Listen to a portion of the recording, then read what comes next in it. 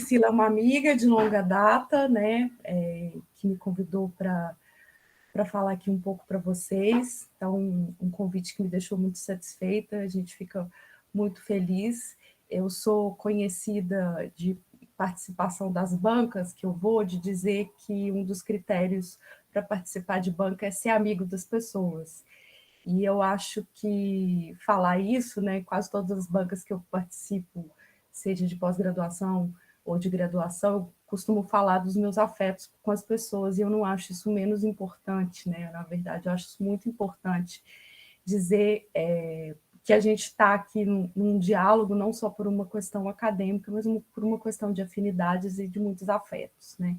Então, isso já é mais do que motivo para estar aqui. Então, agradeço a Priscila, agradeço a Luísa pela organização, ao Departamento de História, ao mestrado pelo convite, né? Espero poder trazer algumas questões para contribuir. Eu vou passar aqui uma apresentação para ir orientando essa conversa que eu vou ter aqui com vocês, né? Não é uma apresentação muito formal, é mais para a gente ter como organizar a nossa fala. Aproveitei aqui um pouco do cartaz que foi feito da divulgação.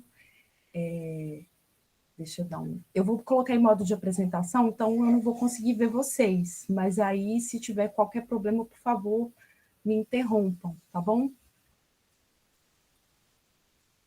Vocês estão vendo a apresentação? Sim. Beleza. Bom, eu vou falar essa foto, né, é uma foto para mim muito significativa, mais à frente eu vou falar dela, porque eu acho que é uma das, eu não diria nem uma pesquisa, mas uma das viagens que eu fiz que foram mais importantes na minha vida, por muitos e muitos motivos, né? E essa viagem que hoje me permite ter uma mudança de reflexão bastante consistente, né? De ter iniciado uma carreira, eu sou graduada em História, como a Priscila falou, e tive ao longo da minha formação várias interfaces, algumas até mais técnicas da área da arqueologia, outras mais voltadas para a relação de arqueologia e etnologia. E essas experiências me permitiram fazer uma reflexão do que inicialmente eu considerava, né, um ponto-chave, que era tentar conectar a arqueologia com a história, né, e com a história indígena, né. A arqueologia, quando eu entrei na graduação, eu achava que para ser arqueólogo a gente tinha que ser historiador, então saí da escola com aquela ideia, né? Eu não sabia que no Brasil, né, quando eu entrei na UFMG, que a arqueologia está vinculada aos cursos de ciências sociais por conta de ser um subcampo da antropologia, né? Essa é uma classificação que vem da antropologia norte-americana, da qual muitos departamentos de ciências sociais aqui no Brasil têm vinculação. Já na Europa, né, a arqueologia ela é uma técnica que é vinculada à pré-história, né? Então, a gente vê aí já duas coisas, né? A arqueologia enquanto uma sub-área da própria antropologia, e a arqueologia, principalmente essa arqueologia feita na França, como uma técnica da pré-história, né? E aí a gente começa a pensar como que isso funciona no Brasil. Eu sou professora de um curso que é exatamente conectado entre antropologia e arqueologia, né? Não é um curso de ciências sociais, é um curso só de antropologia e arqueologia.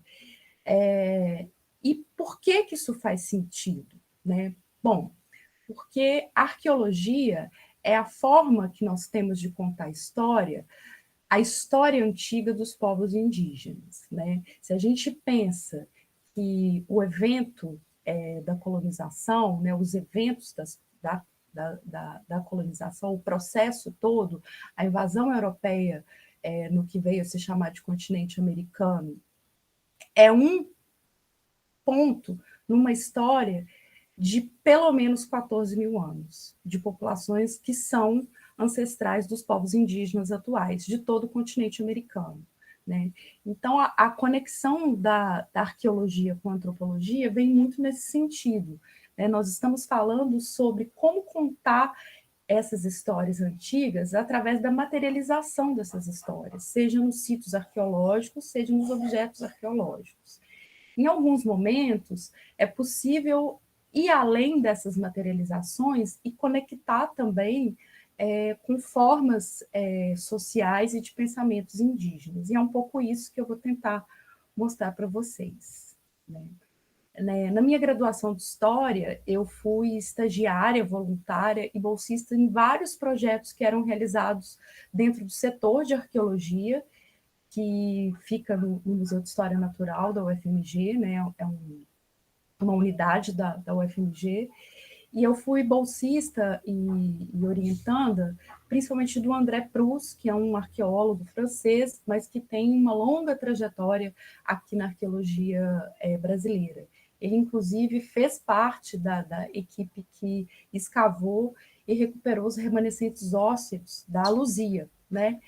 Que tanto Luzia, no Museu Nacional, quanto boa parte do material que estava no Museu de História Natural passaram por um processo de incêndio, né? Com uma diferença aí de um ano para o outro, e que foi muito avassalador, né? Então, a gente falando de memórias e de afetos, quando tanto o incêndio do Museu Nacional quanto o incêndio do Museu de História Natural trouxeram assim grandes questões para a gente hoje, né? Que é o fato de como que a gente lida com a guarda do nosso passado, especialmente esse passado indígena que ainda é tão pouco valorizado, né? Hoje o Museu de História Natural está passando por uma campanha que é o Renasce Museu, né? Inclusive, quem tiver interesse de conhecer um pouco mais, eles têm até projetos de vendas de material para financiar, em parte, a reconstrução. Mas quando eu participei desses projetos, eu era vinculada aos projetos que o André Proust desenvolvia, e ele trabalhava especialmente com projetos na região do norte de Minas, principalmente nos vales do Rio Peruaçu, e na região de Montalvânia, né, que é bem ali, subindo o Rio São Francisco, então a gente já seria o médio São Francisco, né, já chegando na divisa com o estado da Bahia, e são locais muito espetaculares, né? Hoje o Peruaçu é um parque e pode receber visitação, Parque das Cavernas do Peruaçu, né? Na época que a gente fez pesquisa não era. Então, esse daqui, ao lado, essa imagem com esses desenhos, foi o primeiro sítio arqueológico que eu vi na minha vida, que chama Lapa de Desenhos. Aqui não dá para ter dimensão, mas essa última figurinha aqui, amarelinha, que está aqui, ó, isso daqui é uma parede de um abrigo rochoso, né, que foi toda pintada, da base para então, Camila, desculpa te interromper, só para dizer que acho que a imagem não está projetada, está só a primeira imagem que a gente consegue ver, as outras não. Espera aí. Isso. Agora sim, agora sim. Ah, peraí, então deixa eu voltar. É porque. Que engraçado. Não, mas agora a gente consegue ver. Deixa eu tentar de novo. Ah, mas aí eu vou ter que mexer. Então, esse daqui essa pinturinha aqui, como eu estava dizendo, é uma pintura feita numa altura de mais ou menos 11 metros em relação ao chão. Então, esses sítios do Vale do Peruaçu são sítios muito espetaculares, assim, são sítios muito impactantes, né?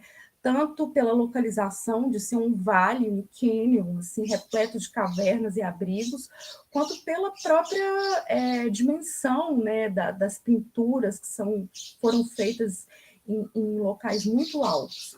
As datações dessa região, elas são contínuas e tem uma datação de quase 11 mil anos, e mostra, né, que a antiguidade dessa ocupação indígena ela é ampla, não só no estado de Minas Gerais, mas quando a gente olha para o Brasil todo, a gente vê datações com essa faixa de idade de 11 mil em muitos lugares, inclusive aqui na Amazônia, onde eu estou. Eu acabei não dizendo, né, mas eu sou professora da UFOPA, e a UFOPA é uma universidade no interior da Amazônia, no estado do Pará, fica na cidade de Santarém, né? Não sei se vocês conhecem, mas a cidade de Santarém ela está no meio do caminho entre Belém e Manaus, né? Mais ou menos exatamente no meio do caminho, que a distância daqui, tanto de barco quanto de avião, é mais ou menos a mesma. É uma cidade colonial, uma cidade que foi fundada em 1638, mas que também tem datas de ocupações indígenas de mais de 8.000 anos. Então, a gente está por todos os lugares desse país, em cidades, em localizações que são de ocupação tradicional indígena. Né? Então, quando a gente vê essas campanhas dos povos indígenas atuais dizendo o Brasil é terra indígena, né? São Paulo é terra indígena, estão falando uma coisa que é exatamente o que a arqueologia brasileira consegue demonstrar. Né? Existe uma continuidade, uma ancestralidade, né, muito grande. Bom, eu queria mostrar aqui uma sucessão de imagens, mas esse é um outro sítio que eu também trabalhei na graduação, que é um sítio também com arte rupestre, né? Arte rupestre é o nome que a arqueologia dá aos desenhos feitos na parede, né? Mas esse também é um termo talvez tão inadequado quanto pré-história, quanto história pré-colonial, né? Porque a gente está fazendo referências a conceitos que são ocidentais ou ocidentalizados, né? E que não tenham nada a ver, possivelmente, com as expressões que os povos indígenas estavam dando. Por que eles desenhavam? Né? Isso é uma expressão artística, como a gente coloca, né? Que a gente separa? Muito possível não. Muito possivelmente não, porque a gente sabe como a questão estética para as populações indígenas atuais, ela está vinculada em tudo. Saber fazer, né, ter expertise em alguma coisa é também saber fazer bonito. Né? Então, quando você abre uma roça, quando você faz uma casa, você também está pensando em fazer uma coisa bonita. Quando você pinta o seu corpo, você não está só enfeitando ele, deixando bonito, mas você está protegendo ele de doenças, você está protegendo do espírito, você está fortalecendo o seu corpo. Então, essa ideia de separar arte e expressão cultural é uma ideia muito nossa. Né? Então, esses daqui são alguns exemplos para quem estiver aí em Minas Gerais e conhecer o norte de Minas, são lugares sensacionais. Eu segui na minha formação um pouco mais trabalhando com cerâmica, e muito vinculado aos projetos que o André Proust realizava, ele iniciou um projeto que era para pensar a ocupação dos povos, né, que são de origem tupi, hífen, guarani, em Minas Gerais. Os tupi e os guarani são os povos indígenas que foram primeiramente contactados pelos portugueses, né, pelos franceses, pelas primeiras embarcações que chegaram no litoral. Mas eles não estavam só no litoral brasileiro, eles estavam em diversas áreas, inclusive em parte de Minas Gerais, né? E a parte que a gente encontra sítios arqueológicos que são correlacionados a esses povos indígenas é o sul de Minas, então não sei se vocês conhecem a região de Conceição dos Ouros, Andrelândia, e também na região leste mineira, na bacia do Rio Doce. Então a gente trabalhou, fez escavação, fez análises, e aqui é uma imagem, né, uma imagem já do século XVIII, mas que faz referência ao Hans Staden, né, os rituais. Então, seria aqui um dos rituais descrito por ele, né, dos homens se embebedando antes de ir para a guerra, ou se embebedando também antes de matarem os prisioneiros que eles faziam. E essa ilustração aqui, ela foi alterada por uma arqueóloga, a Raquel Rocha, que colocou peças arqueológicas que são associadas a esses povos, os Tupi-Guarani, no local das vasilhas que estavam desenhadas. Né? Então, essas vasilhas cerâmicas, né, elas eram usadas tanto para o consumo de alimentos, mas também nesses rituais de festas, né, em que eles bebiam. Geralmente essas festanças, né, eram encontros políticos muito importantes que aconteciam antes dos períodos de guerra, mas também que aconteciam antes de um ritual, que foi o ritual que talvez tenha mais marcado e impactado o Hans Staden, que foi do canibalismo, né? O ritual do canibalismo, ele não é um ritual simples, mas ele envolve questões como guerra, como temporalidade, como vingança, né? Existe uma ampla bibliografia da etnologia e também da história indígena que fala sobre isso. E, nesse sentido, a arqueologia, né, pode contribuir muito, principalmente estudando esses sítios e tentando correlacionar, né, algumas dessas vasilhas com esses rituais. Então, isso foi parte integrante. Então, eu já tinha aí uma ideia, um interesse em correlacionar eventos, né, que estavam descritos numa historiografia colonial com os sítios arqueológicos. Me incomodava muito essa distância, né, que havia entre história e pré-história, né, uma classificação que é totalmente arbitrária e, como eu disse antes, está vinculada a uma ideia de arqueologia, né, uma teoria, um conceito de arqueologia francês, né, e não aqui que tem uma correlação com os povos nativos. Então, eu pensei em fazer o meu TCC na nossa graduação. A gente teve a oportunidade de fazer uma disciplina, eu, pelo menos, não lembro de ver ela ofertada na graduação mais de uma vez, com a professora Regina Horta, que era História Indígena. A gente trabalhou muito em cima daquele livro da Manuela, né, Os Índios no Brasil, e posteriormente a isso, eu concorri a uma bolsa com ela de PET para fazer um TCC. Eu tinha que fazer um TCC em História, né? Eu não estava, apesar de tantas bolsas, tantas pesquisas, né, vinculadas à arqueologia, eu não estava fazendo um curso de Ciências Sociais. Então, eu precisava achar um jeito de conectar História e Arqueologia. E eu, nessa época, fazia parte de um grupo de espeleologia, o Guano, que era vinculado ao IGC, né, o Instituto de Geociências, e a gente fazia muitos campos numa outra área, em Minas Gerais, do Alto São Francisco, que também tem cavernas e abrigos rochosos. E nesse lugar a gente sabia que tinha um tipo de cerâmica muito diferente, que eu já vou mostrar daqui a pouco, e a gente sabia algumas referências históricas coloniais sobre os indígenas que tinham habitado nessa região, né? Lembrando que o impacto, né, vou mostrar um pouco aqui para vocês um mapa do Câncer Medaju, né, que é uma fonte ainda hoje muito importante para a etnografia, que fazem essas reflexões históricas, e para a arqueologia, né? Não sei se vocês conhecem, o Câncer Medaju foi um etnólogo alemão que andou por quase todo o Brasil, no início do século XX. Ele esteve vinculado ao Museu Nacional, ao Museu Emílio Guild, e ele produziu um mapa etno-histórico, né, em que ele conectava tanto fontes históricas e datas, períodos cronológicos e grupos culturais e linguísticos no território brasileiro. Então, esse esforço é um trabalho assim de uma vida, né, que ele teve, né, e ele andou, de fato, em muitas comunidades indígenas, de norte a sul, literalmente. Inclusive esse nome dele, Nimoedaju, é um nome que ele ganhou dos Guarani, que significa aquele que faz sua própria casa, né? O nome dele em alemão não é esse.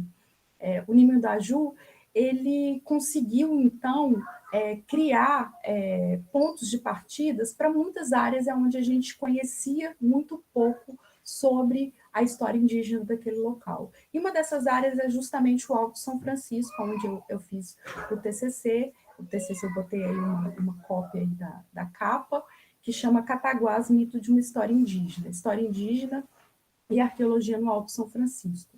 O meu ponto de partida foi justamente esse mapa. Esse mapa aqui tá...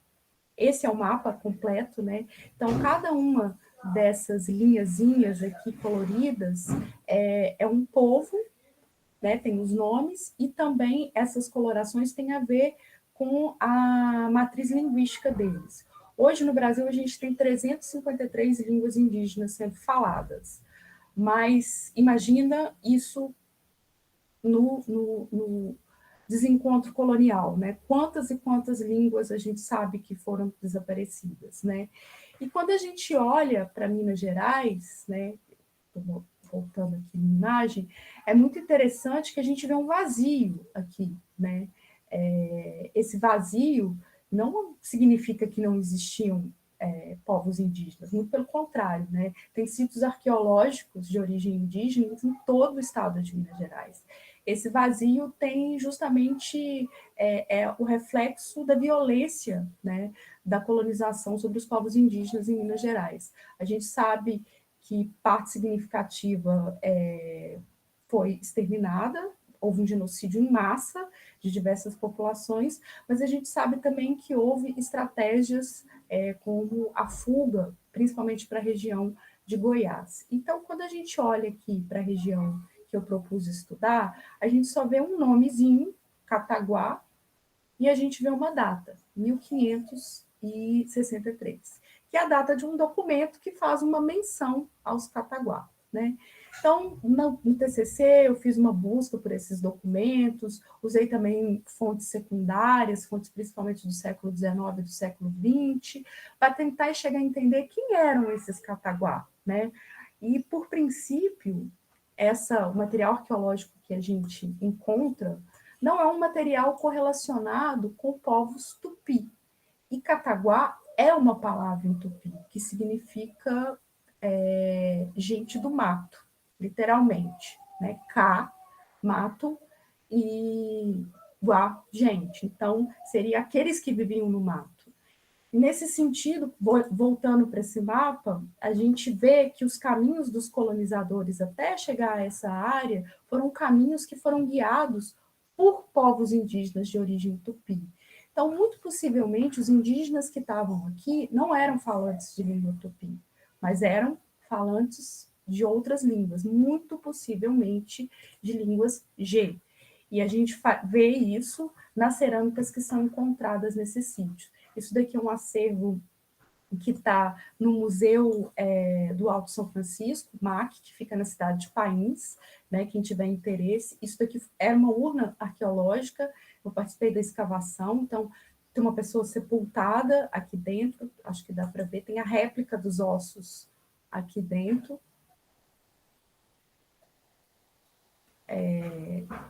E associado a essa urna estava essa espécie aqui de vasilha que parece um cálice, né, que foi toda reconstituída. Isso daqui não é a pessoa que estava sepultada, mas é uma réplica. As pessoas que moram na cidade demandaram, né, ao museu que fosse colocado uma réplica da pessoa que estava enterrada. E a gente vê que essa cerâmica ela é muito diferente da cerâmica tupi, que tem muita decoração, que tem muitos desenhos. Ela é uma cerâmica lisa. E quando a gente olha para a etnologia dos Gs, a gente vê que esse padrão, né, de escolha da não decoração, da não pintura, tem muito a ver com parte da etnologia deles. Um outro exemplo que conecta também são esses tipos de machados que são associados, inclusive são colocados dentro desses sepultamentos. Né? Esse daqui é um machado que é chamado de machado semilunar na arqueologia, e uma peça dessa, ela estava no Museu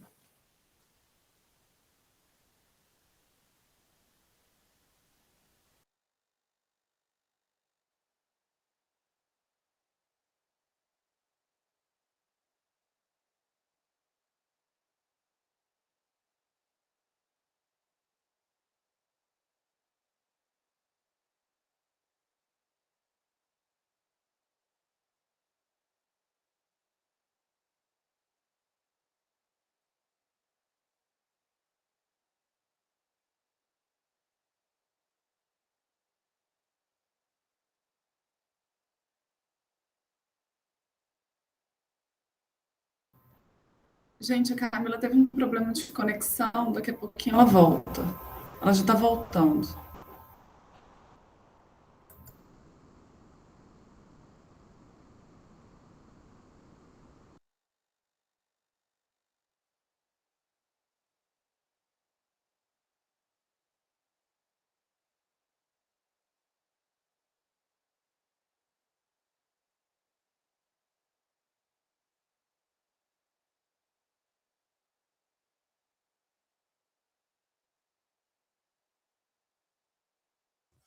Oi, gente, desculpa aqui, foi um problema técnico do computador. Tem problema não. Mas como eu estava falando, eu vou voltar aqui à apresentação, há uma correlação, então, desses povos com outros povos que não são falantes de línguas tupi, mas de língua G, como, por exemplo, Kayapó, como, por exemplo, Craô, e até correlacionados com outros povos de língua macro-G, como os Krenak e Borum, que hoje vivem no Rio Doce. Estou aqui só tentando abrir aqui a minha apresentação. E um exemplo que mostra essa correlação é justamente um machado que sempre aparece associado àquele tipo de cerâmica. Aquela cerâmica que eu mostrei anteriormente, ela é chamada de cerâmica Aratu, Aratu Sapucaí, um nome que foi dado pela arqueologia, que tem a ver com histórias, sítios arqueológicos que foram localizados na região da Bahia, né, a primeira vez. A arqueologia brasileira é uma arqueologia muito recente, né? Então, a gente tem pesquisas ainda em alguns temas bastante incipientes. E um dos objetos que é sempre associados aos sítios onde estão aquele tipo de cerâmica, aratu, são esses chamados machados semilunares. Né? Por que eles são chamados de machados? Eles têm vestígios de que eles foram encavados, mas sempre foi uma discussão da arqueologia que talvez eles não tivessem uma funcionalidade de cortar árvores, mas que ele pudesse ter uma funcionalidade ritual. E no início dos anos 80, os Craô souberam que tinha um machado desse, que tinha sido coletado por um etnólogo numa aldeia Craô, né? Os Craô ficam no estado, na divisa ali do estado do Maranhão, Tocantins, e é um povo de língua G. Os Craô, eles então demandaram, né, que esse machado que estava guardado no Museu de Arqueologia da USP fosse devolvido, porque esse era um machado que estava correlacionado a um pajé. Né? Esse pajé tinha se cansado e tinha resolvido dar para o alemão. Para o alemão não, desculpa, para o etnólogo. Acho que ele era inclusive alemão. Mas isso estaria causando problemas aos indígenas que precisavam de novo, porque determinados tipos de rituais só poderiam acontecer com esse machado. E eles solicitaram a devolução para o museu, e o museu não queria devolver, enfim, houve uma contenda, a FUNAI teve que intervir, diversos craôs passaram a ficar acampados na moradia estudantil da USP, inclusive muitos estudantes apoiaram, né? Isso a gente está falando dos anos 80, né? Muitos estudantes apoiaram essa causa e depois de uma longa negociação, né, e a contragosto, a USP devolveu esse machado, e esse daqui é o momento da devolução do machado semilunar. Né? Então, a gente vê aí que essas peças, que talvez não tenham datação, né, elas têm ainda um elemento de conexão com culturas indígenas que estão aqui vivendo no presente, e que elas não são simplesmente peças arqueológicas a serem musealizadas, né, mas que elas são objetos que têm ação no mundo presente. E eu vou mostrar um pouco mais disso. Né. Bom, e uma coisa que me incomodava muito na minha pesquisa de monografia, né, foi que eu tinha conseguido fazer algumas correlações históricas, mostrar que talvez os cataguás não fossem tupi, mas fossem de origem G, tentar juntar os documentos históricos, as fontes primárias e secundárias com os sítios arqueológicos, mas e os cataguá? Quem seriam eles? Né? E eu achava assim, será que esse TCC, então, serve, tem alguma funcionalidade para algum povo indígena, né? E depois de alguns anos, né, nessa história de Orkut, Facebook, eu vinha descobrir que tinha um cacique, né, que estava solicitando reconhecimento territorial, cultural e étnico na região de Araxá, o Edson Carcará.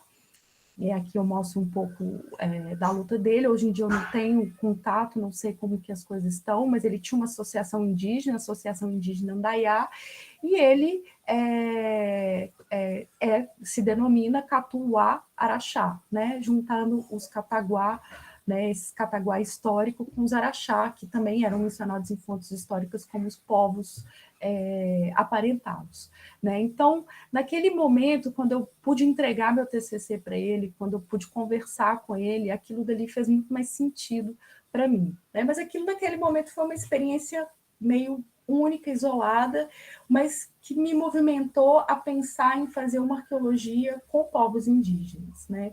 Eu tentei isso em algumas situações, continuar trabalhando no Rio Doce, mas com os Krenak, mas não foi possível, e acabei ficando algum tempo fora da academia, trabalhando para o licenciamento ambiental, trabalhando com arqueologia de contrato, né, que é essa arqueologia que presta serviço a projetos culturais ou licenciamento ambiental, né?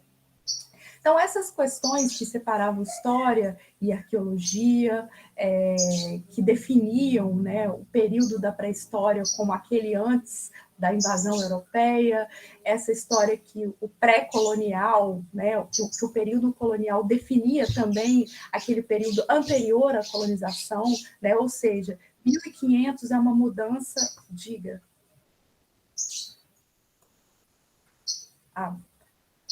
Que 1500 seria uma mudança, né, tão significativa que impactaria 11 mil anos de história indígena, né? Então, eram coisas que sempre me incomodaram, né? E uma coisa que me incomodava também era um pouco dessa autoridade científica, né? Em muitos momentos, eu esbarrei em situações em que arqueólogos diziam esse sítio arqueológico não é de um determinado povo indígena, quando um determinado povo indígena solicitava ou estabelecia relação, né? Então, esse tipo de separação, né, de critérios classificatórios que definiam o tempo, que definiam essas identidades, né? Os arqueólogos é quem sabe sobre as culturas arqueológicas, né? Não são os indígenas, me deixava muito incomodada. E durante muito tempo, com esses incômodos, ao falar, ao escrever, eu e alguns colegas que também compartilhavam e compartilham ainda esses incômodos, fomos colocados e taxados como ativistas acadêmicos, né, que usávamos aí o espaço acadêmico para fazer ativismo político, né. Isso durante um tempo me incomodava porque eu achava que era uma espécie de desqualificação das nossas problematizações, das nossas pesquisas. Mas no meu entendimento, hoje, eu acho que a gente estava ali num debate que passava por uma questão ética e ainda passa muito séria. E aí eu vou dar um exemplo disso para vocês. Deixa eu passar aqui. Em 2013, né, depois de um longo tempo trabalhando com arqueologia de contrato, eu e alguns colegas, inclusive 2 deles são hoje meus colegas aqui na UFOPA, a Bruna Rocha e o Raoni Vale, mais o Francisco Stuck e o Guilherme Mongeló, a gente escreveu um texto que foi muito mal recebido por parte das empresas que trabalhavam no licenciamento ambiental e mesmo parte dos professores e professoras de arqueologia, né? A gente escreveu um manifesto que chamava Arqueologia pelas Gentes, um manifesto com constatações e posicionamentos críticos sobre arqueologia em tempos de PAC, né? Lembrando aí que PAC é o Projeto de Aceleração Econômico, né? Foi um projeto desenvolvido pela presidenta Dilma, né? Ainda como ministra e depois como presidenta, e que tinha grandes empreendimentos econômicos de larga escala como motes, né, desse desenvolvimento nacional.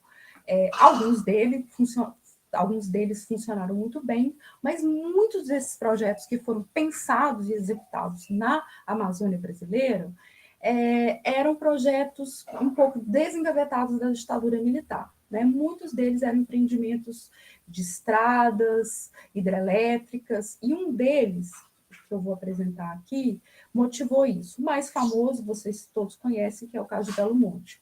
Mas antes de Belo Monte, a gente tem o caso de Teles Pires. Teles Pires, essa represa hidrelétrica aqui de baixo, que foi construída em cima de uma cachoeira, a Cachoeira das Sete Quedas, que fica no estado do Mato Grosso, e é um território tradicional do povo Caiabi, Munduruku e Apiacá, né? Ele está bem na divisa do Mato Grosso com...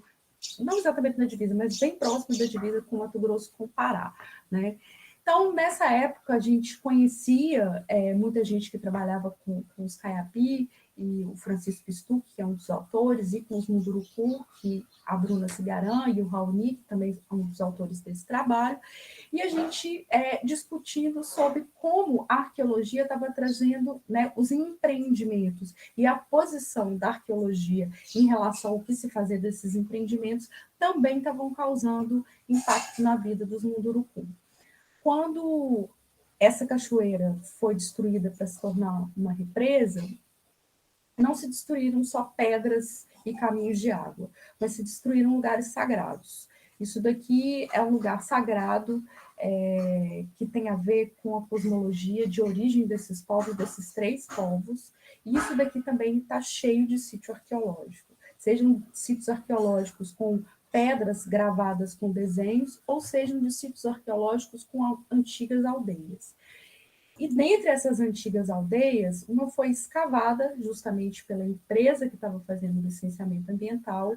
Essa empresa escavou a revelia dos Munduruku. Eles solicitaram que não fosse feita a escavação, né? Mas a empresa estava seguindo o protocolo do licenciamento ambiental.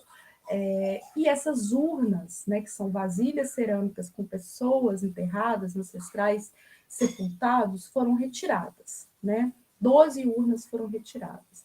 Essas urnas foram estudadas pela arqueologia, foram levadas para depois para o Museu no Mato Grosso. E durante muito tempo, os arqueólogos que trabalharam, né, que chefiaram essa equipe de pesquisa, não estou dizendo todas as pessoas, mas principalmente quem liderava, mencionava, não, essas urnas não são Munduruku, né, como se houvesse ali um saber deles que o saber dos Munduruku não era considerado, né? Por causa disso, dessa retirada dessas pessoas mortas, dessa levada dessas pessoas para um museu, os Munduruku falam que até hoje uma série de coisas, isso aconteceu em 2012, mas que por conta disso, uma série de coisas, de doenças e de males que afetam o território Munduruku tem a ver com isso. Que se isso não tivesse acontecido, que se a Cachoeira de Sete Quedas não tivesse sido destruída, muito do que eles vivem hoje, eles vivem uma situação muito tensa por conta do garimpo ilegal, que acelerou assim, de uma maneira absurda nesses últimos 4 anos de governo Bolsonaro, e sem nenhuma, né, além do incentivo à garimpagem ilegal, há também um enfraquecimento completo dos órgãos de fiscalização. Então, os Munduruku avaliam que esse processo todo, começado em 2012, é um dos processos que hoje coloca eles com suas vidas em risco. Daí eu falo suas vidas não só pela luta deles com os garimpeiros ou os invasores dos territórios, que são lutas que levam eles a terem suas vidas arriscadas, mas também por conta da própria existência dele. Muitas mulheres hoje, né, o futuro Munduruku está em risco, né? Muitas mulheres em Munduruku hoje não querem mais ter filhos, porque as suas crianças já nascem contaminadas de mercúrio, né? Elas estão tão contaminadas de mercúrio por causa da água, por causa dos peixes, os poucos que ainda restam, né, porque a maioria dos peixes desapareceu nos territórios tradicionais, elas têm evitado ter filho. Então, a própria existência, o próprio futuro da existência desses povos estão afetados, né? Em 2019, os Munduruku, a revelia tanto do museu quanto de todo o processo legal que estava sendo conduzido pelo Ministério Público Federal, foram no museu e retomaram essas urnas e reenterraram. Falaram, não, a gente já tem problema demais, a gente precisa pelo menos tentar resolver e acalmar, né? E aqui é uma foto feita no protesto, né? E aqui eles estão dizendo que esses 2 locais sagrados, a Cachoeira de Sete Quedas e a Colina dos Macacos, que também foi destruída na época da represa, elas são, né, eles dão os nomes aqui dos locais sagrados deles, elas são fundamentais para a própria continuidade de existência deles, né? Então, esses exemplos me colocam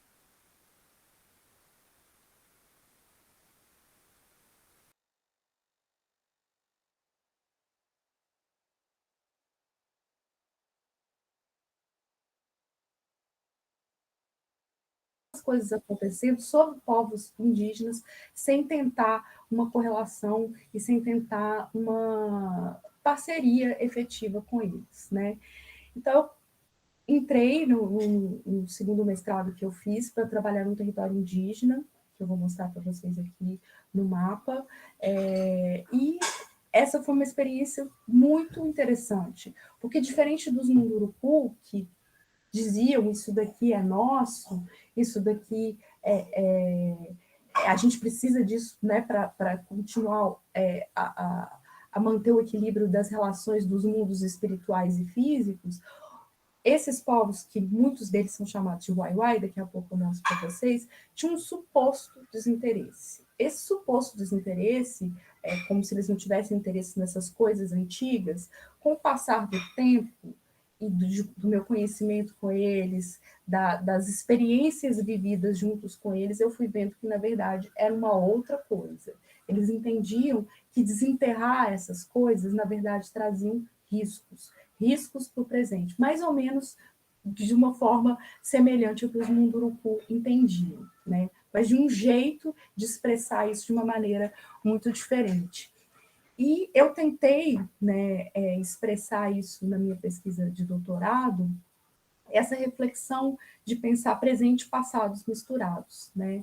De ver como que o passado emerge no presente, trazendo esses riscos, e ao mesmo tempo como que o presente projeta no passado, né? Como que a gente aqui que está escrevendo sobre o passado está projetando no presente. Né? Isso daqui foi a minha tese de doutorado. A tese foi intitulada Dos Waiwai aos Fotchó, Fragmentos de História e Arqueologia das Gentes do Rio Mapuera, Cachorro e Trombetas, que são os rios que eu estudei. Né? Esse título foi uma espécie de um trocadilho, bem de arqueólogo, né? Fotchó é avô, é velho em Waiwai, e Pocó, como a gente leria em português, né? Porque esse P para os Waiwai é lido como o F, e o C como o som do tchau, né? do TCH. Essa palavra, em português, lida Pocó, ela faz referência a uma cerâmica, que é considerada uma das cerâmicas mais antigas da arqueologia amazônica. E eu, quando comecei o meu projeto, eu ainda estava muito nessa chave de uma arqueologia tradicional, que era tentar entender um território a partir da sua camada mais antiga, que seria essa cerâmica Pocó, até o período mais recente, que seria relacionado aos Waiwai. Né? Então, quando eu escrevi o meu projeto de doutorado e fui aprovada, o título era Dos Pocó aos Waiwai. Né? E quando eu terminei a minha tese, eu percebi que tinha sido os Waiwai que tinham interferido tanto no meu modo de ver e fazer arqueologia, que eu estava fazendo arqueologia com os olhos do presente, acompanhado pelos olhos deles, né, em parceria, em companhia, para o passado. Né? Então, vou mostrar para vocês um pouco dessa área. Essa área, isso daqui, está bem pequenininho, mas Santarém, onde eu estou, está aqui. Peraí, deixa eu dar um zoom aqui para achar. Desculpa. Santarém está bem aqui assim. Santarém é uma cidade que fica aqui na foz do rio Tapajós e que conflui aqui para o rio Amazonas.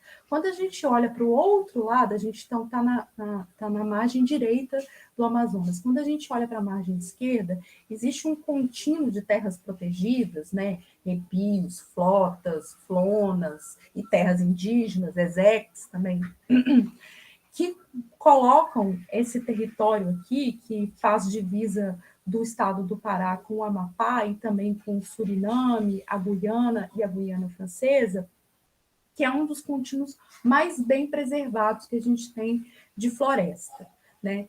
E eu fui trabalhar justamente nessa área aqui, que é essa área aqui mais verde clarinho aqui, eu não sei se está dando para ver o meu mouse passando aí, deixa eu ver. Vocês estão vendo? A gente estava vendo, agora não. Agora tem. Agora sim. Sim. Tá. Então, vocês conseguem ver o meu mouse Sim. passando aqui assim? Tá. Então, isso daqui é o território, é um contínuo de vários territórios, que chama Cachuiana, Tunaiana, Trombetas, Mapuera, Inhamundá, Mapuera, e que hoje os povos de lá têm chamado de território Waiamu. E esse nome é muito interessante, né? É um território que durante muitos anos foi dito, lá só moram os povos Waiwai, né? Mas, na verdade, existem muitos povos que moram lá e que, por esse processo de não entendimento dos brancos, né, foram chamados durante décadas de Waiwai, né? E esses diferentes povos que falam diferentes línguas decidiram que eles precisavam dar um mesmo nome para esse território, que esse nome de chamar, essa coisa de chamar de TI, né, é um nome dado pelo Estado brasileiro, mas que esse território ele não é só uma terra indígena demarcada e titulada pela FUNAI, né, e pelo Ministério da Justiça. Ele é um território tradicional, e como território tradicional de muitos povos, como eles poderiam chamar esse território? E aí eles ficaram tentando escolher, né, como eles falam muitas línguas diferentes, um nome, uma palavra que fosse a mesma palavra para todos esses povos. E eles escolheram o Waiamu. O Waiamu é o jabuti. O jabuti, ele é um animal que está na cosmologia de vários desses povos, né? Os primeiros Waiwai, os primeiros Cachuiana, eles vieram de dois irmãos gêmeos de jabuti, né? Eles criaram a humanidade, né? Mas, ao mesmo tempo, o jabuti, ele é um animal que também representa um pouco do espírito deles. É um animal que anda sempre devagar, mas nunca deixa de andar. É um animal que tem um casco muito duro, então mesmo quando uma onça ataca, uma fruta cai no casco, ele resiste. Então, diante de fortes ataques, ele se mantém. E também é um animal que você não dá nada por ele, mas é muito esperto e muito inteligente, né? Os jabutis, eles são considerados, assim, muito... essas histórias, né, tradicionais indígenas colocam o jabuti como um bicho sempre muito inteligente, né? Então, isso para eles seria o símbolo, né? Então, esse conjunto de terras indígenas, que hoje eles chamam de território Waiamu, foi onde eu fiz o meu doutorado, né? Aqui a gente tem um pouco esse monte de pessoinha desenhada ao longo dos rios, são os diferentes povos. Então, aqui, só um exemplo, né? A gente tem lá vivendo Mauaiana, Tiquiana, Catuena, Cachuiana, Riscariana, Xereu-Catuena, Xoiana, Carafaiana, Waiwai, Farucoto, Riscariana, Xereu, Tunaiana, e mais uma outra infinidade, incluindo povos isolados que a gente não conhece, né? E quando eu comecei esse projeto, a ideia era justamente que eles escolhessem os locais que eles queriam ir, as aldeias antigas, o sítio com arte rupestre. E a gente passou, então, a fazer viagens. Aquela foto inicial é uma dessas viagens. E a gente foi mapeando essas pedras com os desenhos. E isso que comecei falando para vocês, que a gente chamou de arte rupestre, para eles são histórias gravadas. Aquilo dali não é um desenho só para enfeitar a pedra, mas é um fato narrado de uma coisa que aconteceu, né? Por exemplo, esse desenho aqui é a história de Fetaru, que foi uma cobra grande, que ela era criada por um homem e, por causa de uma série de situações, ela atacou a mulher desse homem, e aí, a partir disso, se desenrola uma história que dá origem a toda a diversidade de gentes e de aves que tem nessa região, né? Então, isso daqui, essas pedras não só simplesmente são marcadas por grafismos rupestres, como a arqueologia coloca, mas como histórias desenhadas que narram fatos históricos. E que nós, Caraiuá, né, branco, chamamos de mito, e que os indígenas têm insistido em dizer, não, não é mito, é história. Né? Só que a nossa perspectiva sobre história, sobre tempo e sobre o que vocês definem como realidade ou não é diferente. Em todas as aldeias são sítios arqueológicos, né? Esse território hoje tem 16, esse território não, desculpa, o Rio Mapuera, que está dentro desse território, que foi onde eu trabalhei mais intensamente, hoje tem 16 aldeias, Todas as 16 aldeias são sítios arqueológicos, a gente então encontra, isso é o chão das aldeias, né? Essa terra bem preta é uma terra que já é indicativo de sítio arqueológico, ela também é uma ação humana, né? Depois a gente pode conversar sobre isso, e no meio dela está cheio de cerâmica. E eu lembro que eu mostrava essas cerâmicas e as pessoas perguntavam, isso é do seu ancestral, é do seu parente? E eles, não sei de quem é. E eu não conseguia nunca render muito esse assunto. Com o passar do tempo, né, conversando mais com as pessoas, eu descobri que algumas pessoas guardavam essas cerâmicas. Aí eu falei assim, então, se tem um desinteresse, mas não é tão grande assim. Mas eu também percebi que as pessoas que guardavam não eram quaisquer pessoas. Uma coisa que eu não falei sobre os Waiwai é que nos anos 50, né, esse é um território muito, muito isolado, né? É muito difícil chegar lá. Saindo daqui de Santarém até a boca do rio Mapuera, eu não levo menos de 48 horas, né? E usando diversos transportes para chegar até lá, né? Então, é muito longe, é muito isolado. E nos anos 50 do século XX, foi um território em que chegou missionários evangélicos norte-americanos. E eles chegaram via Guiana de avião.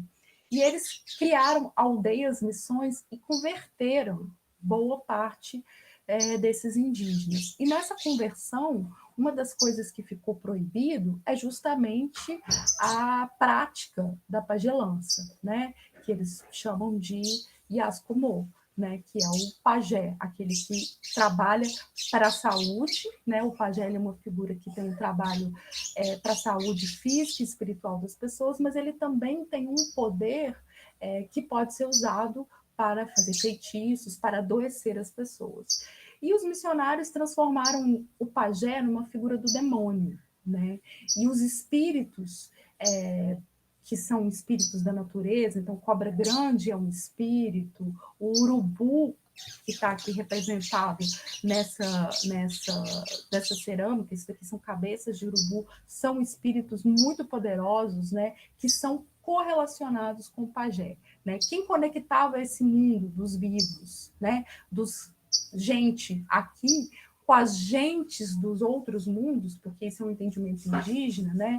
Esses espíritos também são gente, mas são gente de outro mundo, que a gente às vezes não consegue ver como gente, mas eles se veem como tal. Essas gentes, elas não poderiam mais ser conectadas. E eu percebi que as pessoas que guardavam esses fragmentos, em geral, eram pessoas mais velhas, e eram pessoas desses tempos em que os pajés existiam. E eram pessoas que muitas vezes eram também pajés, né?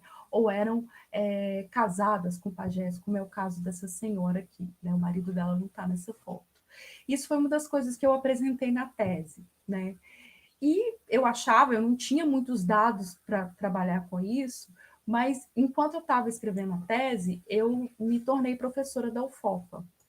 E eu tive a alegria, e ainda tenho, de ter sido professora de diversos alunos indígenas Waiwai. Né? Alguns que foram meus companheiros nessas viagens, nesses campos, e outros que eu conheci na própria UFOPA. E quando eu orientei os trabalhos deles, e discutindo os TCCs deles, e todos eles fizeram sobre os seus conhecimentos tradicionais, eu percebi que aquilo que eu estava entendendo, né, que a cerâmica, sim, tinha uma relação com esse mundo dos pajés, era uma coisa que eles também estavam percebendo.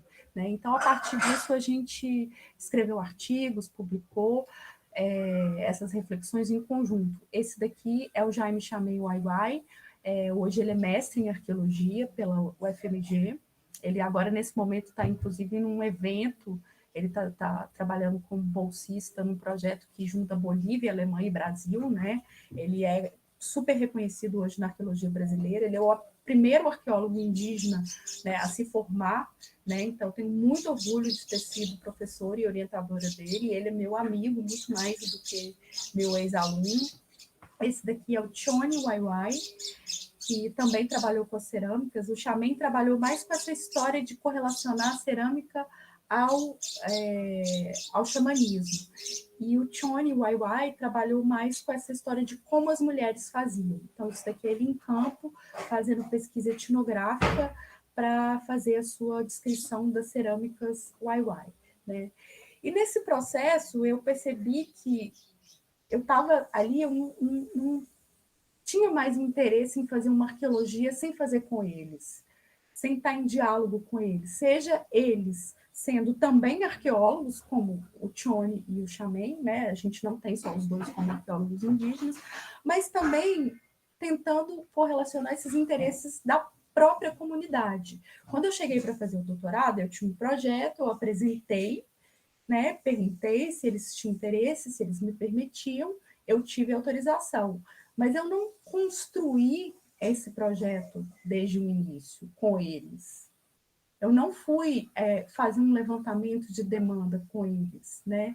Isso é uma coisa que eu tenho feito hoje, né? Por exemplo, escavação arqueológica, como nós fizemos no doutorado, é uma das coisas que eu não devo fazer mais. Isso porque os Waiwai têm dito que quando você escava, você está acordando esse mundo que está enterrado, que está embaixo. Isso é um risco. Né? Então, existe jeito de fazer uma arqueologia, que é essa arqueologia Waiwai que eles estão propondo, que se faz aqui, em cima, sem cavar buraco, sem mexer com esse mundo antigo, esse mundo dos pajés, sem trazer riscos que não podem ser controlados. Né? Então, já finalizando um pouco essa minha fala, eu acho que eu tive que aprender muito com eles para conseguir ensinar, né? E não só ensinar para eles, mas também para os meus alunos não indígenas, né? A UFOPA é uma universidade que 80% das pessoas vêm da escola pública. Então, a gente tem uma universidade no nosso contexto aqui regional que tem as pessoas das comunidades tradicionais, ribeirinhas, quilombolas, né? A gente é a segunda maior universidade em termos de contingente populacional indígena, a primeira é a Universidade Federal de Roraima, e ensinar para essas pessoas tem que considerar essas diferenças de pensamento e de respeito em relação a esses mundos, né? Então, para mim, ser professora deles é também, de uma certa forma, estabelecer parceria, né? Então, eu tenho orientado não só estudantes Waiwai, mas estudantes de outras comunidades indígenas, comunidades tradicionais, e eu acho que esse é um movimento, né, também eu acho que reflete nessa ideia de um antiprotagonismo acadêmico, né? Esse antiprotagonismo acadêmico é uma percepção, eu acho que tem a ver muito com esse processo de entender o lugar que nós, né, brancos, né, o lugar que a branquitude ocupou na construção da ciência, em qualquer ciência, né, seja arqueologia, sejam ciências exatas, mas em qualquer campo científico, e pensar como eles têm pensado, que o conhecimento é uma produção coletiva. Né? Inclusive, essas questões sobre autoria, né, é um problema. Né? Como é que você vai escrever um TCC, sendo que, inclusive, outras partes do TCC, o meu irmão me ajudou a escrever? Né? Como é que a gente faz isso? Né? Então, assim, a gente tem um modus operandi de construção de conhecimento que é individualista, né? E que tem estratégias para continuar a se perpetuar a ser. Né? E, a partir disso, eu acho que pensar também esses projetos aí, que eu atualmente eu estou com um projeto que é um museu indígena, né? E esse é um projeto para fazer o projeto do museu, não para fazer um museu, né? Que a gente vai fazer a partir de oficinas e juntando muita gente com muitas diferenças, né? Brancos, indígenas, muitas diferenças entre os próprios indígenas, tentar costurar alguma coisa que tenha uma legitimidade e que tenha um desejo coletivo de se fazer.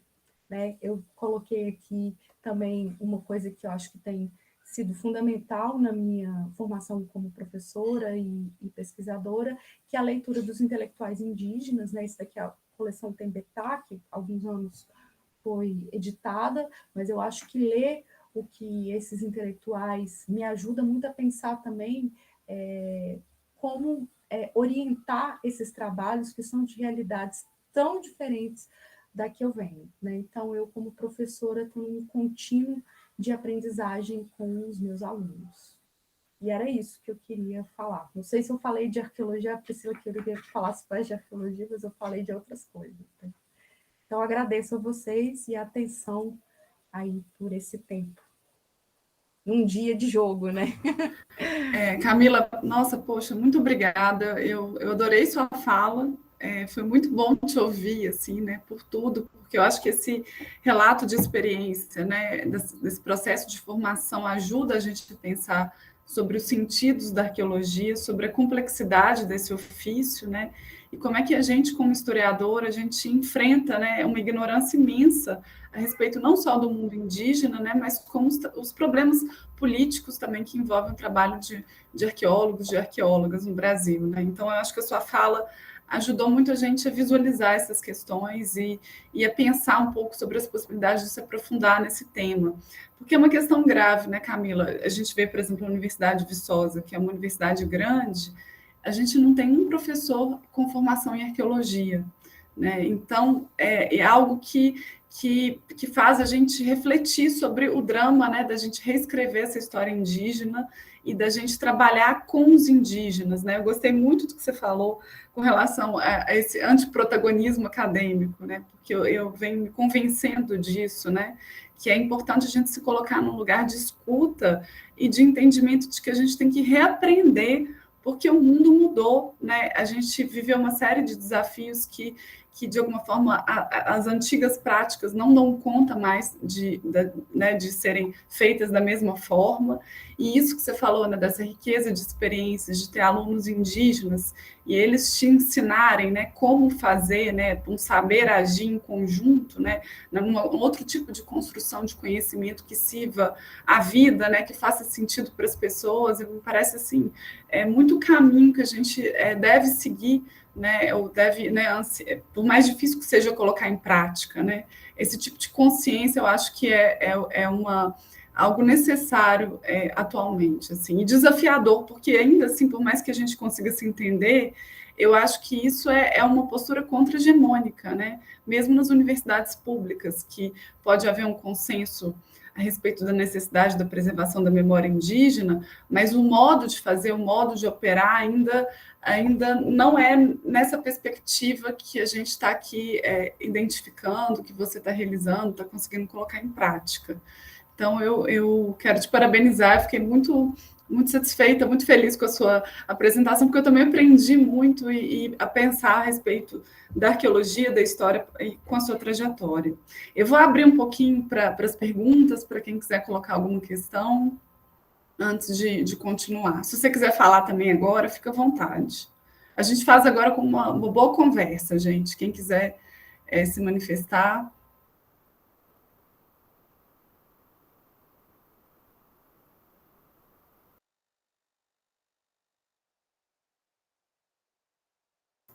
Camila, eu acho que uma coisa que seria legal você falar para os estudantes seria algo no sentido assim, de qual outras bibliografias que, para quem gostaria de entender melhor a arqueologia, né, por onde começar, assim, quais são os livros necessários, como é que a gente se orienta nesse universo, porque igual você falou, né, a arqueologia é uma construção no mundo ocidental, né, de um fazer europeu, e que corroborou por uma série de classificações, de preconceitos, endossou processos de racialização, né? Mas quais são os autores, né, os arqueólogos, as metodologias que são feitas, como começar a ler sobre isso, né?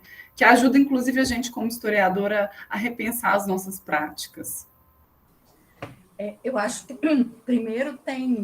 Bom, se eu fosse passar aqui uma referência de metodologias, são esses tradicionais, né? Eu acho assim que tem o manual do que é a arqueologia brasileira, se você quer saber que tipo de sítio arqueológico tem em Minas Gerais, que tipo de sítio arqueológico tem na Amazônia, é o manual do André Prus, né, que chama Arqueologia Brasileira. Esse é um texto que ele, inclusive, reeditou, mas é um texto que tem muitas questões problemáticas em termos de posicionamento teórico, mas é um texto de consulta, eu acho, né, para identificação desses nomes. Agora, essas discussões contemporâneas têm sido feitas pela juventude, né? Eu acho que hoje existe uma série de questionamentos desses estereótipos produzidos da arqueologia, né? E não só esses estereótipos em relação aos povos indígenas. Então, esses coletivos de arqueólogos indígenas têm produzido muita coisa, principalmente aqui na Amazônia e no Sul, né? Em Santa Catarina tem um curso intercultural lá que forma muito estudante indígena Xokleng, em Cangangue, Guarani também, aqui na UFOPA, né? Então tem muitos TCCs.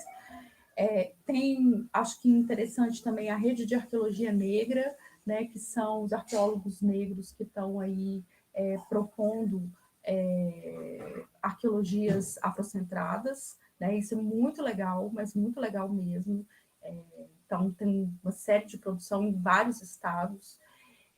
Eu tenho também os coletivos que têm discutido essa questão da arqueologia queer, né? Porque, assim, se a gente pensa, né, a própria origem, né, dessa imagem pública da arqueologia, né, que é um macho branco, né, um Indiana Jones, né, macho branco estrangeiro que vai lá na Índia, rouba todos os artefatos, pega a gatona do filme e dá uma chicotada em todo mundo, né? Então essa própria imagem ela tem sido refletida por coletivos feministas e queer, né? Então eu acho que hoje, assim, pensando essa desconstrução, né, dessas bases coloniais de gênero, de raça, de classe, da arqueologia, né, como um todo, ela é muito interessante, né? E uma outra coisa que tem, e aí em Minas Gerais é muito forte, é a relação da arqueologia com a história, né? Um dos campos da arqueologia é chamado de arqueologia histórica, que é justamente essa arqueologia feita pós-mundo colonial, a arqueologia do capitalismo, né? Então, é muito forte em Minas a arqueologia da mineração, a arqueologia das fazendas do século XIX, cafeeira, a arqueologia dos engenhos, né? Então, para quem é da história e tem interesse, inclusive saiu recentemente um livro novo que chama Arqueologia Histórica Brasileira. Eu estou deixando para, quando chegar aí em Belo Horizonte, comprar ele. Eu acho que ele é até da editora do UFMG. Então, assim, tem muitas coisas, né? Tem referência. A arqueologia amazônica é um outro mundo, né? Tem muita publicação, e aí muitos livros que são, inclusive, mais para público amplo, né? Como o livro do Eduardo Góes Neves, ele acabou de publicar na editora Ubu, sobre o signo do equinócio, aí eu não lembro o título exatamente, sou péssima com o título, mas o Eduardo Góes Neves é uma referência, mas também ele é, né, novamente, um arqueólogo mais que faz essas sínteses, né? Mas essas reflexões mais críticas têm sido feitas, especialmente nessas universidades. O Eduardo Góes Neves é da USP, mas essas reflexões mais críticas têm sido feitas principalmente nessas universidades mais à margem, né? Dos interiores e tal. Não sei se respondi. Não respondeu, já colocou para a gente uma série de referências importantes. E, assim, aproveitando um pouco que você está aí, né, na Amazônia, e a gente no Sudeste, né, houve muito uma ideia, assim, né, de que a Amazônia está sendo devastada, a expansão do agronegócio, da pecuária, e essa ideia, assim, de que nós, como professores, intelectuais, movimentos sociais, poderíamos fazer alguma coisa para impedir isso, né? A gente estava até conversando sobre isso, como é que os povos da Amazônia veem esses movimentos, essas transformações do Brasil contemporâneo, e assim, como é que vem sendo o entendimento sobre isso e sobre a história dessa região? Porque quando a gente pega os livros didáticos, ainda hoje, é muito comum a gente ver algumas hierarquias sobre regiões que merecem ser mais lembradas do ponto de vista da arqueologia, né? É muito recorrente a gente valorizar muito as tradições, os povos de origem incaica, né? Os astecas, os maias, e a arqueologia brasileira parece que é algo que a história indígena parece que fica um pouco a dever em relação a isso. Eu sei que isso é uma questão muito primária, mas isso se reproduz com muita frequência e a gente fica sem elementos para poder, tanto quanto deveria, enfrentar essa questão, uma vez que não está suficientemente colocado nos livros didáticos ou mesmo na mídia. Então, eu sei que eu coloquei duas questões aí para você, mas o que você acha a respeito dessas ideias que vão circulando e vão mudando, vão fazendo a nossa cabeça? Vou responder a primeira. Sim, tem uma frase, tem uma enfermeira e ativista indígena que chama Wanda Witoto. Ela é de Manaus, né? Ela mora em Manaus hoje. Ela foi até candidata a deputada estadual pela Rede Sustentabilidade.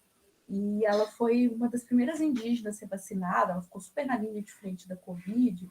E ela fez um vídeo outro dia que eu acho que é muito isso, né?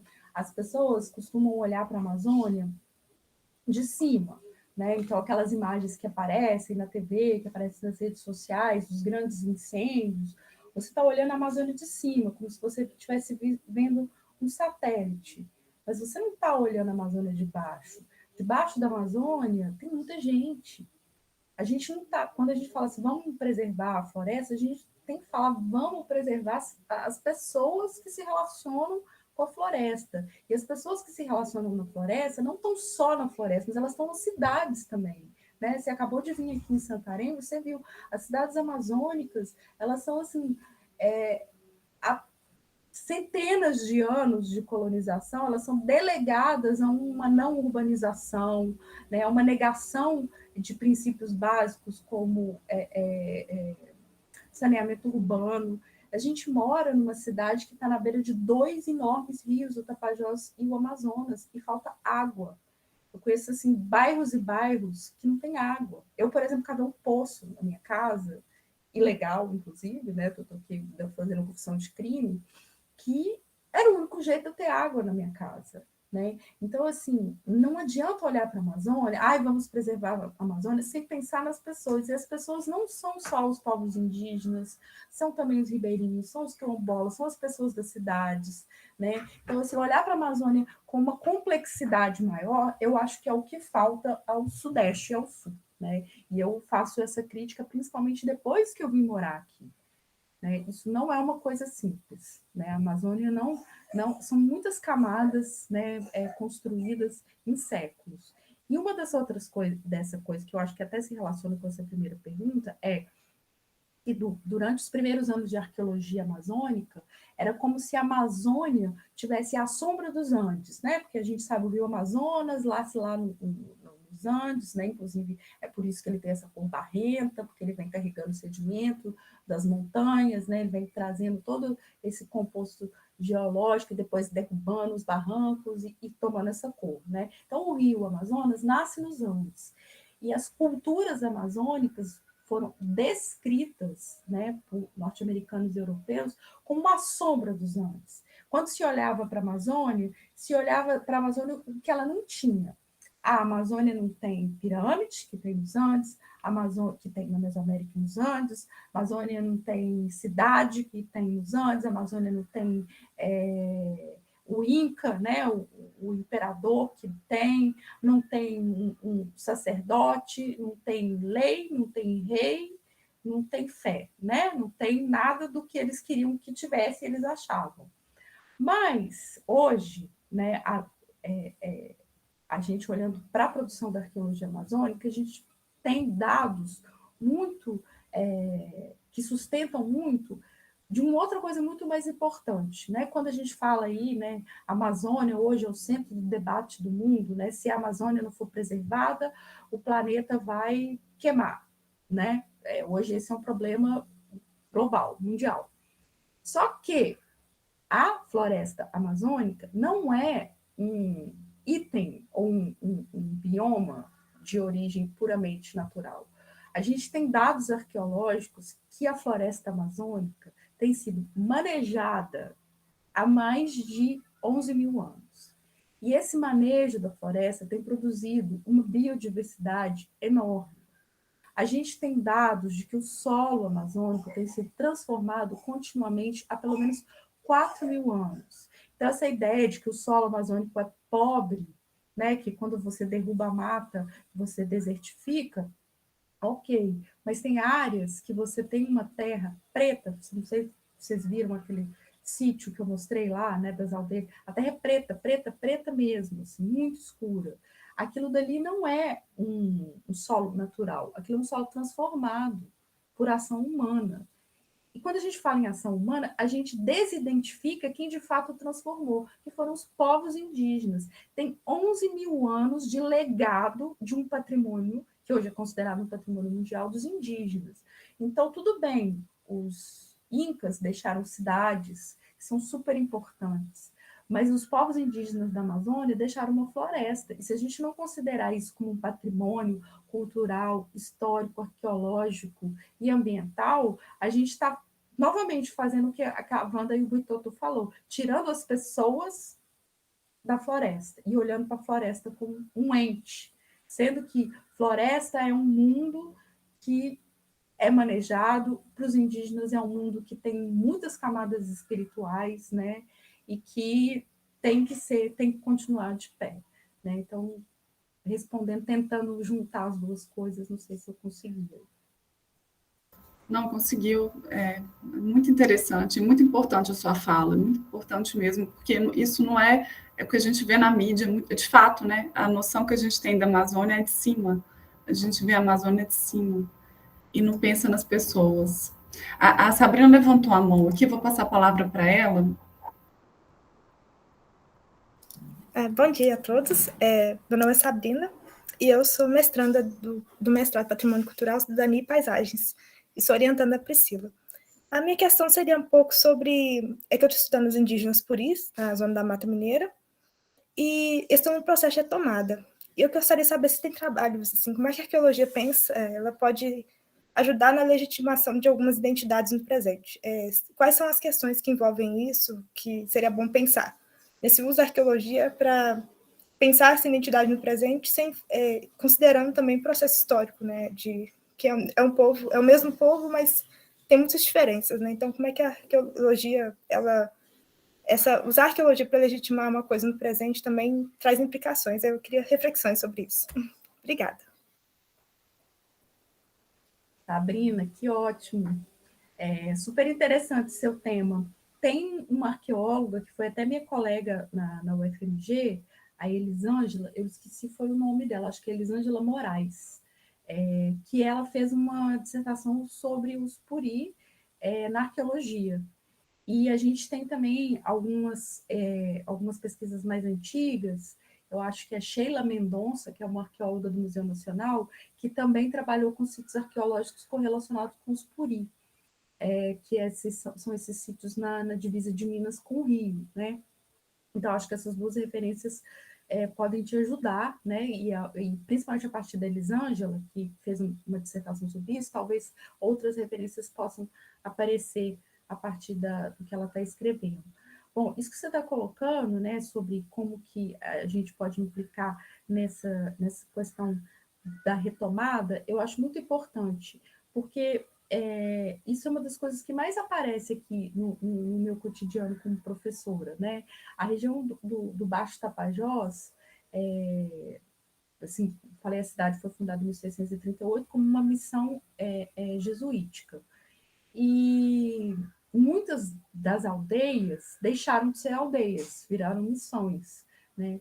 E recentemente, né, assim, a partir do final dos 80, 90, houve um processo aí muito impulsionado por discussões dentro da Igreja Católica dessa retomada identitária, né? Isso é um movimento que aconteceu, assim, pensando no Brasil como um todo, em Minas Gerais, no Nordeste, aqui no Baixo Tapajós, nessas áreas é onde a gente teve maior índice de violência colonial, né? Então, eu acho que de partida a gente já tem uma questão muito importante, que é, assim, retomada não é uma invenção identitária, né? Mas é uma retomada a partir do fruto de um processo de violência secular, né? Uma violência física e epistêmica, né? Então, ouvir o que essas pessoas estão pensando, estão propondo, né, a partir da sua ancestralidade em relação à arqueologia, é levar a sério isso, né? E levar a sério, de fato, assim, não é dizer, aquela conversa que eu estava dizendo, a autoridade científica diria, não, isso não é puri, isso é puri, né? Um arqueólogo que estaria nesse purismo acadêmico-científico que dividiria o passado do presente, né? Que botaria essas questões em categorias muito separadas e que eu acho que não são categorias indígenas, para começar. Né? Essa relação de separação entre passado e presente é uma relação nossa, ocidental, ocidentalizada, né? Melhor dizendo que nós somos tudo latino, né? Então, assim, pensar isso é uma forma já de mostrar assim, olha, o que eles estão dizendo, né? O segredo, o não dizer a identidade foi uma prova de resistência, né? Porque quando você passa vários anos não se assumindo como puri, o que você está fazendo não é escondendo, né? Uma vez eu vi uma indígena falando isso, falando assim, você está virando indígena para ganhar terra ou para ganhar benefício. Ela falou assim, eu virar indígena por causa disso? Minha vida era muito melhor quando eu não tinha assumido que eu era indígena. Eu tinha muito menos problema, eu passava por muito menos ataque, eu era muito menos hostilizada. Quando você assume uma identidade indígena que foi esquecida, enterrada por motivos de resistência, né? Você, na verdade, está passando por um processo de luta, você está entrando numa guerra, né? Porque a gente vive num país que é uma guerra contínua aos povos indígenas. Então, eu acho que a gente, como historiador, arqueólogo, participar disso e levar a sério o que eles estão dizendo, né? E não ficar, eu acho que nesse purismo de o que aconteceu, esse sítio, essa data não bate, mas tentar entender outras formas de correlação, né? Porque as temporalidades indígenas também são diferentes das temporalidades cronométricas que a gente tem. Se pensa o tempo, se pensa o passado de forma diferente. Inclusive, o passado pode aparecer aí no presente, aquela história dos fragmentos que, quando são desenterrados, eles estão trazendo coisas dos passados que trazem perigo. Né? Então, acho que é botar em reflexão essas próprias categorias nossas de identidade, de passado, presente. Não sei se eu ajudei ou se eu compliquei. Isso, ajudou sim. Depois eu vou procurar a pesquisa da Elisângela Sheila também. Muito obrigada, Camila. De nada. Eu não conhecia mesmo. Obrigada. Tá bom. Gente, alguém mais tem alguma questão? Aproveitar a presença da Camila. Vou fazer só mais 2 questões, Camila, e a gente vai encerrando. Porque é muito interessante mesmo. E assim, depois, se você tiver, na verdade, assim, uma sugestão, se você tiver de site, de páginas no Instagram, que muitas vezes a gente consegue encontrar, né, mais sobre as populações indígenas nesses lugares do que em alguns livros que não necessariamente estão tão acessíveis, né? Aí, se puder passar para a gente. A outra coisa é que você falou sobre as missões, né? Igual Santarém, que foi fundada pelos jesuítas. Quando eu estive na Amazônia, eu fiquei pensando muito sobre isso, né? Desse processo que não passa, né? Porque a Igreja Católica está presente, mas agora a gente tem a presença muito grande dos evangélicos, que vem se intensificando, né? E aí a gente tem indígenas evangélicos, é uma questão para a gente poder pensar. Não que não existia em períodos coloniais também, né, os indígenas que eram católicos, mas existem outros desafios no nosso contemporâneo em relação a esse movimento de hoje, né? E quando eu estava no Equador, né, realizando um convênio pelo UFV, eu me lembro do professor falar sobre os indígenas equatorianos, os indígenas que viviam na cidade de Quito, e muitos deles eram evangélicos. E aí eu pensei assim, poxa, mas aí eles, né, estão se transformando, estão sendo de fato colonizados, né, essa colonização que não passa. E ele falava uma coisa interessante para mim, ele falava assim, mas para muitas dessas populações indígenas, ter contato com esse processo de evangelização não necessariamente é ruim, porque eles utilizam certos espaços e têm possibilidade de reconectar, inclusive, a sua própria cultura a partir de uma outra dimensão.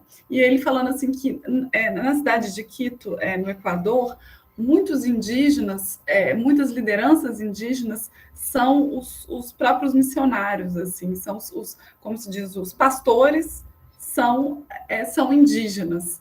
E aí tem uma ambiguidade nisso, né, que a gente pensa, não, então eles estão completamente rendidos ao processo de evangelização, mas eles são também indígenas. Então, me pareceu uma visão um pouco mais profunda desse processo que a gente sempre acha que foi vencido, né? Tende a considerar dessa forma. Então, eu queria te ouvir, levando em consideração essa questão contemporânea na Amazônia.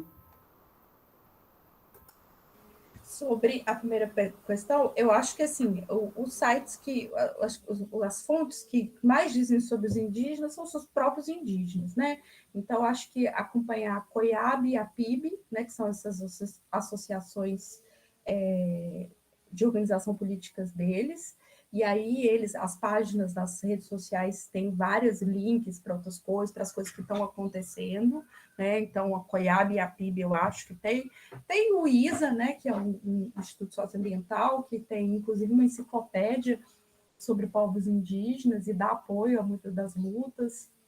Né? A gente tem a OPI, que é o Observatório dos Povos Indígenas Isolados, né, que inclusive era onde o Bruno trabalhava, né, o Bruno Pereira, que foi assassinado lá no Javari. Então, eu acho que essas associações, essas ONGs, né, tem sido, e a partir delas, com certeza, vocês vão conhecer muitas outras coisas, né, porque eles são espaços de divulgação, de trabalhos acadêmicos, de artistas indígenas, né, a gente tem hoje um movimento muito grande de artistas, das artes plásticas, visuais, musicais, que são indígenas, né. Sobre essa questão da evangelização, eu acho que tem uma coisa que eu vou citar uma anedota que o Eduardo Viveiros de Castro contou no Perspectivismo Ameríndio, né? Ele fala que o contato, né, entre indígenas e europeus foi uma coisa entendida de maneira muito diversa por cada um, né? Quando os europeus chegaram aqui, eles se perguntaram se aquelas pessoas tinham espírito para poderem ser evangelizadas, né? E decidiram que sim, tanto é que as missões vieram. Quando os indígenas viram os europeus, né, e aí ele usa um exemplo que aconteceu, eu não lembro exatamente o país, mas foi na área ali do Caribe, os indígenas se questionaram se aquilo que eles estavam vendo era gente ou era espírito. E como que eles decidiram se eles eram gente ou era espírito? Eles amarraram um espanhol, botaram ele dentro da água e ficaram olhando para ver se ele ia morrer e ia apodrecer. Se ele apodrecesse, ele era gente. Se não, ele era um espírito. E eu acho que essa diferença de percepção sobre as coisas é uma coisa que persiste até hoje. E o nosso olhar de achar que esses processos eles sempre são de uma mão só e que os indígenas são passivos nessa história é um erro, né? Eu não acho, né, que as missões elas são saudáveis. Eu acho que em muitos casos, por exemplo, assim, o que a Damares quer fazer e que parte de algumas missões de evangelização que tem em algumas igrejas quer fazer com os indígenas é uma violência, é um absurdo, é um crime que deveria ser assim proibido, né? Vai lá no papai. Desculpa, gente, porque tem uma criança aqui. Eu acho um crime, mas eu não acho que esse processo seja tão simples assim, né? E que os indígenas estejam rendidos ao evangelismo. Vou dar um exemplo do caso dos Waiwai, né? Que é esse grupo, né? O Waiwai de uma forma genérica, né? Com que eu trabalhei. Os primeiros evangélicos que chegaram lá, só um minuto, norte-americanos chegaram no na década de 50. Né? Eles ficaram morando em aldeias missões com eles até mais ou menos os anos 80. Né? E por causa dessa história, entre as coisas que aconteceu, como eu disse, os xamãs foram proibidos, etc. e tal, né? Então, isso traz muitos problemas até hoje. Mas, ao mesmo tempo, nos anos 80, né, depois que a Bíblia já tinha sido traduzida para o Uai-Uai, depois que havia escolas prontas, né, depois que eles conseguiram ter acesso a coisas que eles não tinham, porque não existia ação do Estado brasileiro lá, né, quem implantou várias coisas que eles tinham interesse foram os evangélicos. Eles expulsaram os evangélicos e falaram assim, agora só vai ter pastor, uai. E hoje é assim que funciona. Não tem nenhum pastor branco lá, né? Todos os pastores que estão lá são evangélicos. Com certeza tem questões problemáticas aí. Eu acho que a gente tem tido um movimento, por exemplo, de ver esses jovens na universidade, de fazer uma conexão com o que eu estava falando com a Sabrina, de retomada desses conhecimentos tradicionais. Tanto que quando esses meninos, historiadores, arqueólogos, antropólogos, vão para as aldeias para saber das histórias antigas, os pais, os avós, os tios perguntam para ele, por que você está querendo saber disso? Você está querendo virar pajé? E eles falam, não, a gente está querendo saber. Mas, ao mesmo tempo, eles também andam sentindo que algumas coisas estão movimentando. Então, eu não acho que é um processo que eles perderam a cultura, mas que ela se transformou, né? E que eles lidam com essa transformação do jeito que é possível, né? E que a gente que tem, né, muito mais essa preocupação do que eles, né? Eu não acho que a gente não deva deixar, que a gente deva deixar de ter essa preocupação, porque a gente sabe que existem projetos que são muito nefastos, né? Como esse que eu acabei de falar aqui, essas missões novas tribos que são relacionados com algumas igrejas, que inclusive ainda tem conexão com a igreja evangélica norte-americana, e que a Damares é uma das articuladoras disso. É muito nefasto, né? Não tem nada de bom, mas as coisas não são simples assim. Existe aí um buraco muito complexo que, inclusive, está assim por conta da ausência do Estado brasileiro em toda essa história. Acho que é isso. Não, é isso mesmo, Camila. Poxa, olha, super obrigada pela sua presença aqui. Eu adorei aprender com você e eu acredito que todo mundo aqui também, porque realmente é um tema diferente para a gente aqui da Universidade Federal de Viçosa e com a sua experiência, eu acho que deu profundidade, complexidade a questões que a gente geralmente tende a ver de forma muito ampla, né? Então, assim, só para terminar, quem puder ligar a câmera, a gente podia tirar uma foto para registrar esse momento, para que a gente possa guardar. Depois eu compartilho com vocês. Quem puder ligar a câmera, eu agradeço. A Luísa falou que ia tirar uma foto da gente. Luísa, você está aí? A Luísa que deu a ideia. Ela está pedindo um minutinho aí, o pessoal está ligando a câmera. Essa coisa da câmera é terrível, né? Durante o período da pandemia, que a gente estava dando aula só à distância, eu via muito poucos alunos, né? E é muito bom a gente ver as pessoas. Lorena, que está aqui também. Luiz, então você fala para a gente quando você for tirar, viu? Que a gente está só esperando.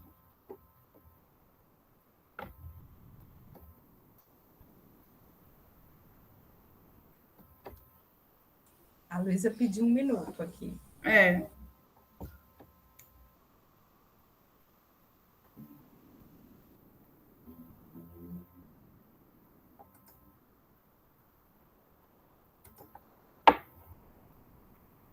Avisa a gente para a gente saber a hora.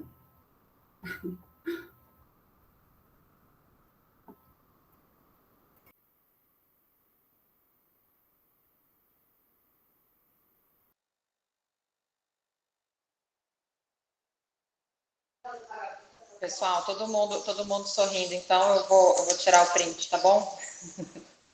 1 minuto.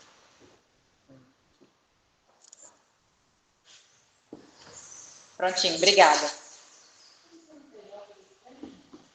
Bom, Obrigada gente, então a é isso. Super obrigada, Camila. Muito feliz de te ver, de ver vocês. E aí a gente segue em contato, então. Agradeço vocês aí pela atenção. Bom jogo, né, gente? Para quem É. for de torcer. Bom jogo para nós, né? Isso Isso aí. mesmo. Até a próxima. Até Até a mais. próxima. Tchau, Valeu. tchau. Obrigada, viu?